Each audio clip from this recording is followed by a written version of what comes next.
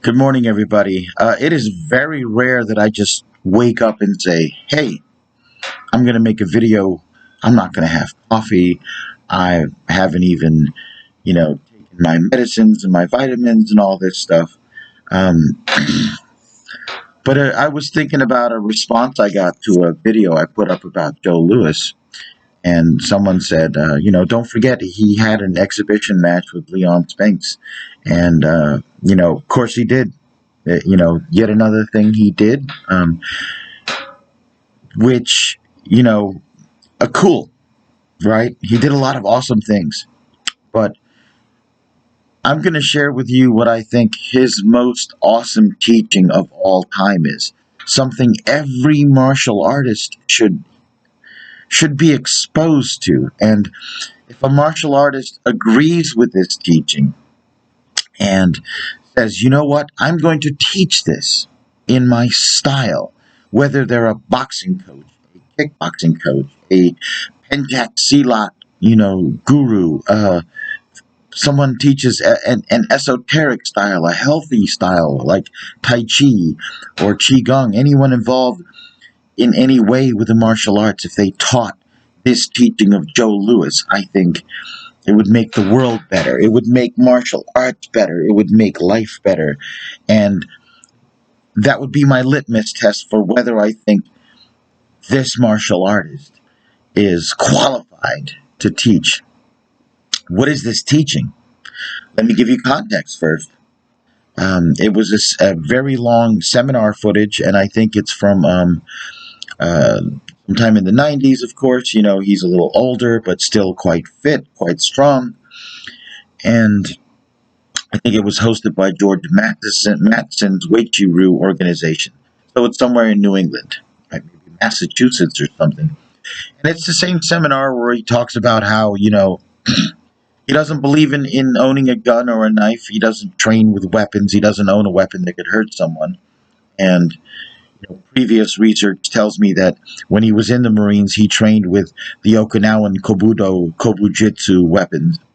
So, it was probably a belief he developed after his Vietnam experience, and I've talked about it, and it makes him more relatable to me, right? Joe Lewis was a man who enjoyed a good fight. He enjoyed sport violence, right? Um, he said in several interviews he wanted to train karate, not even for self defense. He had no intention of ever competing. He just wanted a place he could go to a couple times a week and fight. Just get his aggressions off and compete like in class with classmates. That was his main thing. Um, but he started talking about violence in this seminar, self defense, and he said, one of the best ways to avoid any problem is he says, I don't hang out with men. He hangs out with women, right? He says, most violence comes when you have groups of young men hanging out together and they get drunk and they do stupid things. And he's like, I hang out with men. That's why I don't get involved in self defense and street fights and things, right? Which makes a lot of sense, man.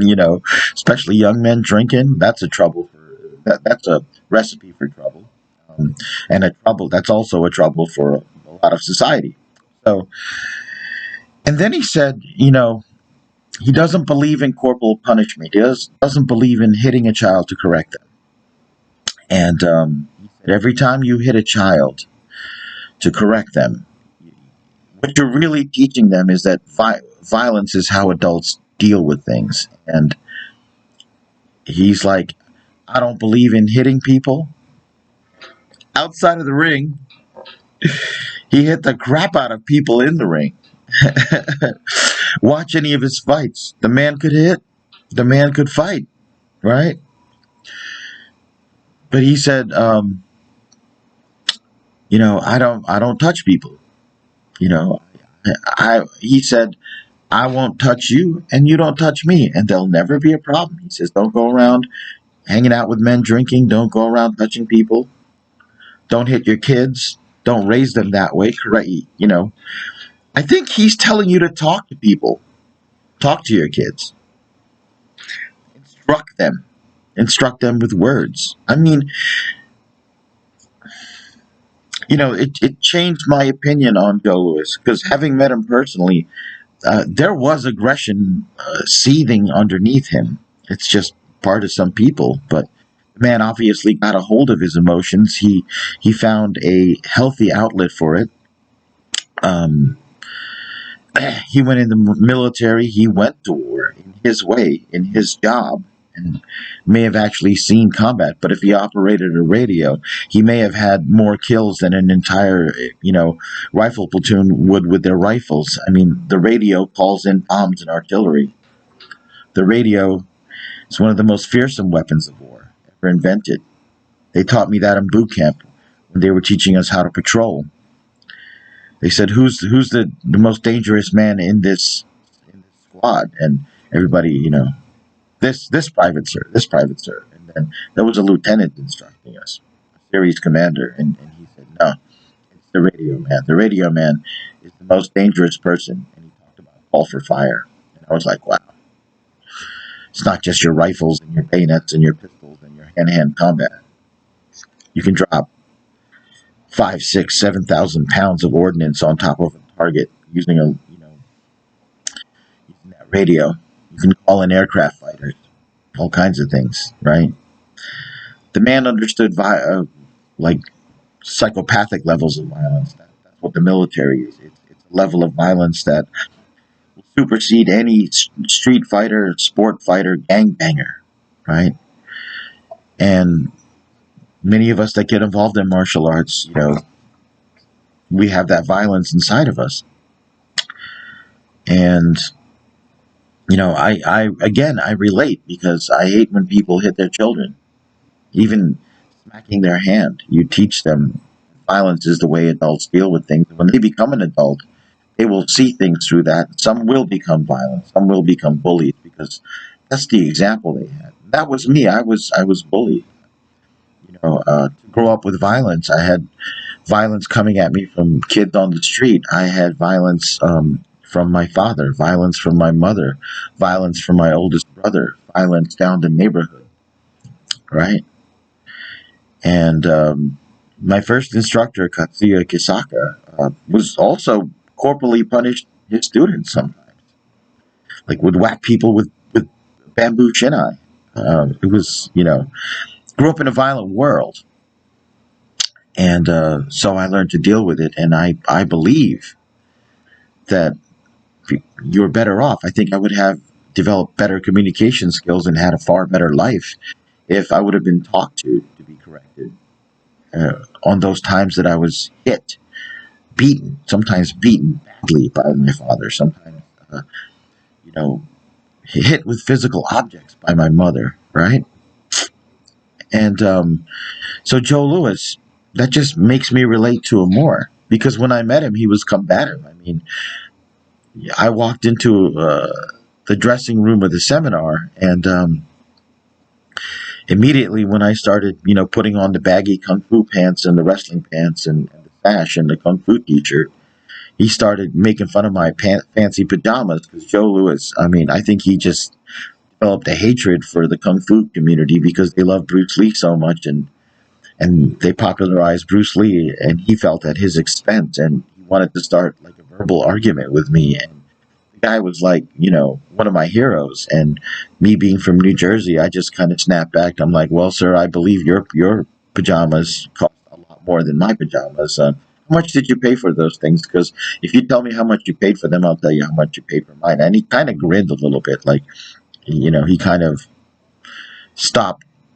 the harassment or sarcasm or whatever. That may have just been his way of communicating. That may have just been his way of being friendly. I don't know. It just felt weird, like because I was thinking, how do I start a conversation with someone that's my hero? I don't want to be fawning. How, should I say, Sensei Lewis, or and then that conversation was solved. That decision was solved for me. Like I walk in the dressing room, there he is. He's the only one there, and this is the conversation I'm having. I'm like, wow.